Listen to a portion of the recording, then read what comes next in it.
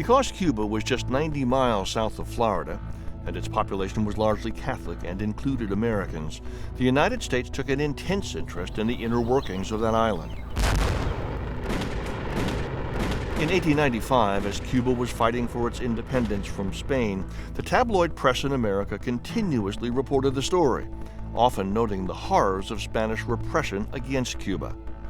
And these deeply upset Americans for social reasons, for religious reasons, for political reasons, and also in part for economic reasons. Cuba was an important nearby trading partner. People in the U.S. started increasingly calling for intervention into events in Cuba. In 1898, President William McKinley decided to send the battleship USS Maine to Cuba to protect Americans and American businesses. That ship had been sent by McKinley to Havana in January 1898 to protect American interests and also to be there in case Americans needed to evacuate the city. The ship explodes. At the time, everyone thought, and the newspapers reported, that it had been attacked, that it had been bombed by the Spanish.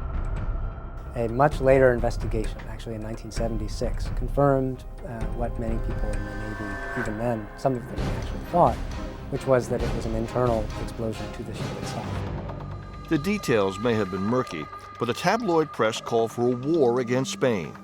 The sensational headlines and thinly reported stories came to be known as yellow journalism, named for the yellow ink used in a cartoon in one of the newspapers, Joseph Pulitzer's New York World. The sensational coverage by the tabloids spread anti-Spain sentiment throughout the United States. At first, President McKinley hesitated to take action, but the pressure to go to war with Spain mounted. The combination of events and the rolling pattern toward war made war almost inevitable. And immediately after the explosion of the Maine, Congress gives McKinley a unanimous declaration urging him to respond. And a few weeks later, he goes back and asks for a formal declaration of war, and that passes easily in April of 1898. Soon, the war with Spain escalated beyond the Caribbean and into the Pacific Ocean. Admiral Dewey was ordered to attack the Spanish fleet at Manila Bay in the Philippines, another of Spain's territories. He accomplished this quite easily, only a few weeks after Congress declared war. The initial war with Spain was a war, in many ways, to liberate Cuba. And only later did it become a war to acquire the Spanish Empire. The Philippines is a turning point in that moment. The U.S. Navy primarily conquers the Philippines quite easily in 1898.